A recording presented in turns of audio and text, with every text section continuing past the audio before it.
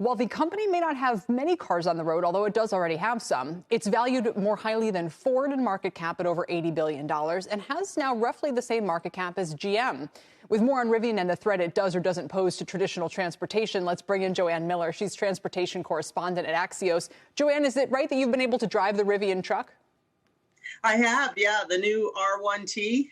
It's really quite impressive.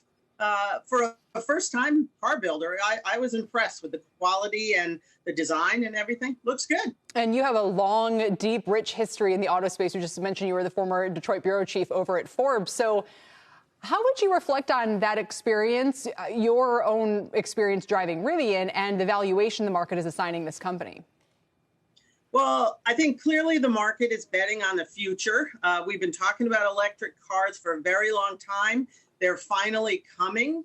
Rivian is a fresh name, someone other than Tesla to invest in.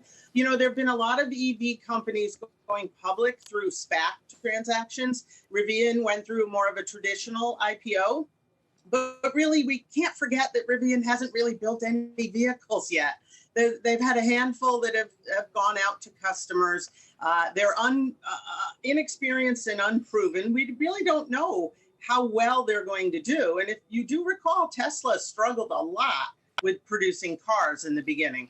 Yeah, it's been a struggle. I'm sure Elon Musk himself would say it continues to be a struggle today, the manufacturing piece of it, as they're quickly trying to get up to scale.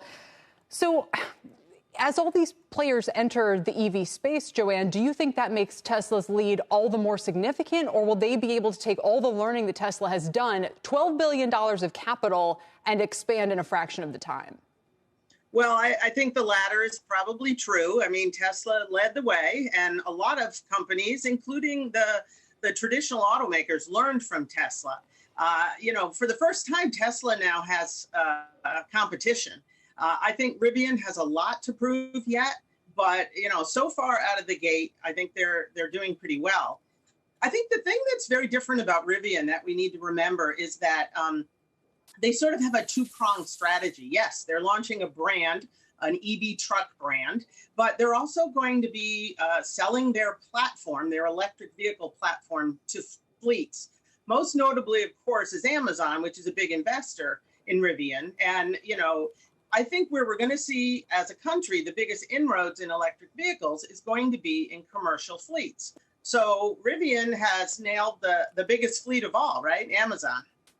So Joanne, it's Dom. I wonder, given the history that you've had covering what we would call traditional Detroit, traditional auto, and seeing what you're seeing today, I wonder what your take is on all the comparisons we and others in the media or elsewhere around the country or around the world make with regard to comparing companies like Tesla and Fisker and Polestar and Rivian and others to names like Toyota and GM and Ford and Volkswagen. Is there something that we should be doing differently? Is it a fair comparison to look at EV makers the same way we do traditional internal combustion engine vehicle makers out there? I think if you ask GM and Ford, they would say it's not fair at all, of course. Right. But these guys make their money. The traditional automakers are making money on traditional vehicles still. And it's going to be a difficult transition for them to move into EVs. The benefit that companies like Rivian and some of the other names you mentioned is that they're starting from a clean slate. And that is a big advantage. What they are lacking is experience. And so I think in the coming years, we'll find out which is more important, the clean slate or the experience. It's a big debate for sure coming up right now for investors. Joanne Muller, Axios, thank you very much. We appreciate it.